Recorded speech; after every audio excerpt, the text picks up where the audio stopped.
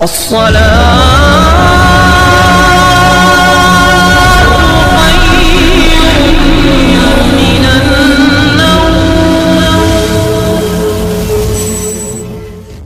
رہے ہیں جی پوچھ. بد مذہب کا ذبیحہ حرام ہے تو اسے بچنا کس طرح ممکن ہے؟ جی بد مذہب کا ذبیحہ ہے، اسے بچنا کس طرح ممکن ہے؟ تشریف رکھیں. انہوں نے سوال یہ کیا کہ بد مذہب کا ذبیحہ حرام. اب ہمارا اس میں عقیدہ یہ ہے کہ ذبح کرنے والا مسلمان ہو اور بوقت ذبح بسم اللہ اللہ اکبر کہہ کے ذبح کر. جب یہ ذبیحہ حلال ہو، جان بوجھ کر اگر کسی نے بسم اللہ نہ پڑھی تو ذبیحہ حلال نہیں ہوگا. ہمارے امام اعظم ابو حنیفہ رضی اللہ عنہ کا یہ قول ہے کہ اگر بسم اللہ پڑھنا بھول گیا تو ذبیحہ حلال. بغیر بسم اللہ کہ جان کر کے ذبح کیا، ذبیحہ حرام ہوگا. اب قربانی کے دن آنے والے عموماً بہتر تو یہ ہے کہ اپنے جانور کی خود قربانی کرے، مگر بہت سارے لوگ کمزور دل کے ہوتے، ذبح نہیں کر پاتے، تو عموماً قصائی ذبح کرتا ہے. جس کی قربانی وہ سامنے کھڑا ہو جاتا ہے دعا پڑھنے کے لیے، اللہم تقبل من فلاں من فلاں من فلاں وغیرہ. کبھی کبھی ایسا ہوتا ہے کہ جب قصائی ذبح کرے تو جس کی قربانی ہے وہ ایسی رسمن چھری پر ہاتھ رکھ دیتا. اگر اس نے چھری پر ہاتھ رکھا اور بسم اللہ نہ پڑھی تو بھی جانور حرام ہو گئے. جو جانور کو پکڑنے والے ہیں رسی یا پیر، ان پر تو ضروری نہیں، مگر وہ ذبح کرنے میں شریک ہو گیا اور خالی چھری پر اس نے ہاتھ بھی رکھ دیا کہ چلیے کاغذی کاروائی پوری ہو جائے کہ یہ میری قربانی ہے، میں تو ذبح نہیں کر سکتا، اور اس نے اگر بسم اللہ نہ پڑھی تو وہ جانور بھی حرام ہو گیا اور قربانی بھی ضائع ہو گئی. اس لیے ایک بات اب رہا کہ اس کا بچنا کیوں کر ممکن ہے. اب آئیے، یہ پاکستان عموماً مشہور یہ ہے عموم بلوا کہ مسلمان ہی ذبح کرتے، ایک ایک کی تحقیق کرنا ناممکن ہے. تو ہم اس پر فتویٰ نہیں دیں گے کہ جو جانور بازار میں یہ حرام ہے. البتہ جہاں ہمیں یقین، جیسے امریکہ، یورپ، وہاں یقین کی حد تک ہمیں معلوم ہے، بلکہ بعض مذبح خانے میں جا کر ہم نے معائنہ کیا، تقریباً 999% مشینی ذبح. مشین میں ایک چھری ہوتی ہے اور اس کو ذبح کرتے ہیں.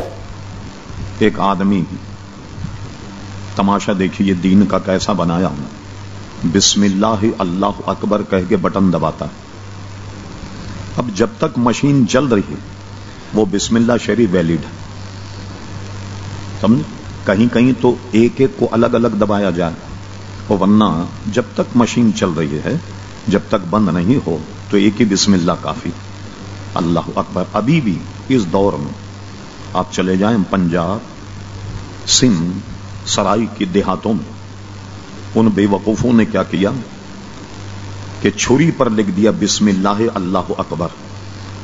اچھا، اب چونکہ کسی کو پڑھنا نہیں آیا تو سوچتے ہیں کہ چونکہ چھری پر بسم اللہ لکھا ہوا اس لیے ذبح کرنے سے جانور حلال ہو جائے گا. بالکل حلال نہیں ہوگا، بلکہ یہ تو قابل توبہ جرم ہے. قرآن کی نص سے یہ ثابت ہے کہ بہتا و خون حرام ہے، اور چھری پر آپ نے لکھا بسم اللہ اللہ اکبر، تو یہ اللہ کا نام غلاظت میں گیا یا نہیں گیا؟ اس سے بھی توبہ کرنی چاہیے، رجوع کرنا چاہیے. یہ طریقہ بھی صحیح نہیں. مثلا ہم اس کے طریقے بتاتے ہیں جو دنیا میں ہم نے دیکھے. ایک طریقہ تو یہ ہے کہ جانور جب آتا ہے سامنے، اس کے سر میں گولی مارتے، تو گولی مارنے پر جانور گر جاتا ہے. چونکہ جانور جب بے جان ہو جائے اس کو قابو کر کے مشین کے قریب لانا آسان ہو جاتا ہے، تو اب وہ کیا کرتے ہیں کہ سر میں اس کے گولی مارتے ہیں اور گولی مارنے کے بعد اس کو مشین میں لا کر اور اسی طرح ذبح کرتے ہیں۔ ایک طریقہ یہ ہے کہ جیسے جانوروں کی بھیڑ بھاڑ، ایک راستہ یہ تنگ ہوتے ہوتے صرف ایک گائے اس راستے میں آ سکتی، جیسے لائن سے گائے آ رہی، اوپر ایک بہت بڑا ہتھوڑا ہے، جانور جب اس کے اینگل پر آ جائے وہ ہتھوڑا اوپر سے پڑتا ہے، جیسی جانور کے سر پہ پڑتا ہے تو وہ لیٹ جاتا ہے، اب اس کو قابو کر کے مشین سے ذبح کرتے ہیں۔ تو ہم نے ان سے پوچھا، جب ہم نے دیکھا کہ چھری جب چلی تو جیسے آپ قربانی میں جانور کو ذبح کرتے آپ نے دیکھا کہ اس طرح پچکاری مار کر خون نکلتا بڑی قوت کے ساتھ، تو ہم نے دیکھا کہ جب چھری چلی تو اس کا خون ایسے گرا جیسے لوٹے میں پانی لے کر آپ ٹونٹی سے اگر نیچے ڈالیں کیسے گزرا، فوارے کی طریقے سے تو نہیں۔ ہم نے کہا جانور تو مر گیا، وہ جواب یہ دیتے ہیں کہ نہیں، ہم اس کو ہتھوڑی مار کر کے جانور کو بے ہوش کرتے۔ میں نے کہا گولی کیوں مارتے ہیں؟ کہا گولی ہم اس لیے مارتے ہیں کہ جانور کو تکلیف نہ ہو۔ عجیب بیکارہ طریقہ انہوں نے کہ جانور کو گولی مار کر اور اس کے بعد اس کو ذبح کرتے ہیں کہ جانور کو تکلیف نہ ہو۔ یہ ان لوگوں کا طریقہ کار ہے، ظاہر ہے کہ ہم اس سے مطمئن نہیں، اس لیے ہم باہر لوگوں کو بھی منع کرتے ہیں کہ آپ گوشت نہیں کھائیں، اور ہم خود بھی گوشت نہیں کھاتے۔ جب بھی پاکستان کے سرزمین سے باہر ہم نے قدم رکھا گوشت استعمال نہیں کرتے کہ بغیر گوشت کھائے آدمی مر نہیں جائے گا۔ 2-2.5 مہینے گوشت نہیں کھائے کیا ہوتا؟ پھر میں نے اس قدر بھیانک مناظر دیکھے، آپ کی ایک نصیحت کے لیے کہہ رہا ہوں۔ میں ایک مرتبہ برطانیہ کے دورے پہ تھا، برمنگھم میں ختم نبوت کانفرنس تھی، اس سے جب میں لوٹا تو میں عمرہ کرتے ہوئے کراچی آنے کا میرا پروگرام تھا، تو میں نے دیکھا کہ یہاں کے کچھ آرمی کے نوجوان جو ٹریننگ کے لیے گئے ہوئے تھے تو وہ بھی ہمارے ساتھ تھے جدہ کے۔ اب برٹش ایئر ویئر کا وہ گوشت کھا رہے تھے آرام سے، کو پتہ ہی نہیں بیچاروں، وہ برطانیہ سے جہاز چلا، وہاں کا گوشت ہے، احرام باندھے ہوئے ہیں۔ مجھ سے احرام کے داڑھی دیکھ کر پوچھا کوئی مولانا ہے تو احرام کے مسائل بھی پوچھ رہے ہیں، ساری چیزیں، گوشت وہیں کا کھا رہے ہیں۔ اب کیا حل ہوگا؟ پورے حاجیوں کو دیکھی، ایک البیت، ایک سعودی میں جیسے یہاں میکڈونلڈ اس طرح نکال دیا انہوں نے۔ میں نے اپنی آنکھوں سے دیکھا، حاجی حضرات اس کو حلال سمجھ کر ٹوٹ رہے ہیں۔ میں نے خود دیکھا ان کے یہاں جو مرغیاں ہیں اس پہ تھیلے پر برازیل لکھا ہوا، برازیل کی مرغیاں۔ حاجیوں کی تعداد کم سے کم 30-35 لاکھ ہوتی، 20 لاکھ مرغی بھی اگر روزہ نہ ہو، کیا برازیل 20 لاکھ مرغی ہاتھ سے ذبح کر کے دے سکتا ہے؟ اب سنیے، ہم نے اس کو بھی دیکھا۔ جیسے آپ نے دیکھا کہ عورتیں استعمال کرتی ہیں بچوں کو سکھانے کے لیے، ایک وہ ہوتا ہے چاروں طرف سے اس کو لگانے کے بعد ایسے سکھاتے ہیں، ایک ہینگر قسم کا، اس طریقے سے مرغیوں کو الٹا ٹانگ دیا جائے تو اس ہینگر میں گردنیں نیچے لٹکتی ہیں اور ایک آدمی بسم اللہ اللہ اکبر پڑھتا ہے اور اس کے بعد ایک فین چلتا ہے چھری کا، بس وہ آتی جاتی ہیں، گردنیں چھٹتی جاتی ہیں، گردنیں چھٹتی جاتی ہیں۔ اب کس طرح کہا جائے کہ یہ حلال؟ اب ہم یہ کہیں تو کہتے ہیں مولانا آپ تو مسائل پیدا کرتے، آپ نے تو اسلام کو مشکل بنا دیا۔ بھائی ہم تو اس لیے منع کرتے ہیں کہ آپ کو حرام سے بچانا چاہتے ہیں۔ دنیا کے سارے طریقے میں نے دیکھے ذبح کے، ہر جگہ جا کر ظاہر و شریعت کے مطابق ذبح نہیں ہوتا، اور اس کی وجہ کیا ہے کہ اس میں وقت لگتا ہے۔ آج بھی اب سعودی عرب میں کچھ سال پہلے تک یہ تھا کہ اس کو کہتے ہیں ہاتھ کی ذبیحہ مرغی، اور ایک ہے تلاجے والی یعنی فریج۔ تو جو ہاتھ کی ذبیحہ ہے یعنی علاقائی وطنی، وہ 7 ریال کی ملتی ہے، تلاجے والی جو 3 ریال کی ملتی ہے۔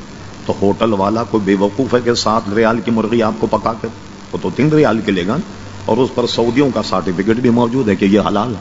اور سعودیوں کا حالات سن لیجیے، یہ کیا کرتے ہیں، جو بڑے بڑے جن کے پاس فارم ہیں مرغیوں کے، گائے کے، وہ سعودی متووں کو بلاتے ہیں، بالکل بغیر تکلف کے، میں کہہ رہا ہوں، ان کو عیاشی کراتے ہیں، خوب گھماتے پھراتے ہیں، ان کی ساری خواہشات پوری کرتے ہیں اور ان سے سرٹیفکیٹ لے لیتے ہیں۔ کہ یہ حلال ہے، بس اب متوع نے سرٹیفکیٹ دے دیا، وہ ان کی دکان پہ لگا ہوا، بولے یہ صاحب وہ گوشت حلال ہو گیا، سب جا رہا ہے۔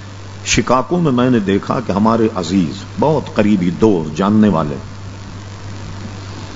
وہ کیا کرتے تھے، بڑے سنی اچھے مسلمان، وہ بیچارہ ان میں کا ایک آدمی رات میں 2 بجے جاتا تھا 200 میل دور، وہاں سے 4-5 بکرے ذبح کر کے پلاسٹک میں لپیٹ کر ڈگی میں جتنے آ جائیں اتنے رکھ کے لائے، کیونکہ وہاں گھروں میں یا گلی میں ذبح کرنا تو منع اور اس طرح لانا بھی منع ہے، تو پلاسٹک میں لپیٹ کر تاکہ خون نہ گرے، کوئی پولیس والا نہ پکڑ لے کر آتے ہیں، لے کر آ کر اور جو لوگ جانتے ہیں کہ یہ ایک مسلمان اچھا مسلمان ہے حلال بیچتا ہے، وہ اس سے گوشت لیتے، ظاہر اس کے مطابق وہ لیتا۔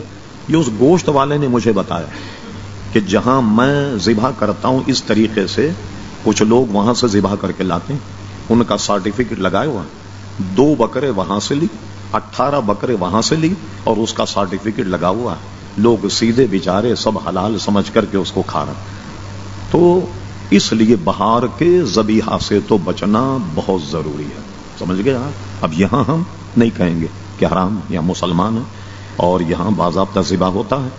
اگر کسی کو یاد ہو تو ایوب خان کے زمانے میں غالباً یہ بات ہوگی 61-62 کی، بھینس کالونی میں اس کا پلانٹ لگا تھا جیسے باہر لگے ہوتے، اس نے ایک ایوب خان نے ایک ڈپارٹمنٹ بنایا تھا مذہبی امور، اس وقت کا ایک بدترین بد مذہب اس کا ڈائریکٹر تھا جس کا نام فضل الرحمان تھا، اس نے ایک پلانٹ یہاں منگوایا اور منگانے کے بعد وہ وہی سسٹم کو یہاں بھی جاری کرنا چاہتے مشینی ذبیحہ، مگر اس زمانے میں ہم لوگوں نے کراچی میں جلوس اور جلد سے اور اتنی مزاحمت کی کہ وہ پلاٹ چل نہیں سکا بلکہ پڑا سڑ گیا ہوگا، اور حکومت نے غالباً لوہے کے دام میں اس کو بھیجا ہوگا۔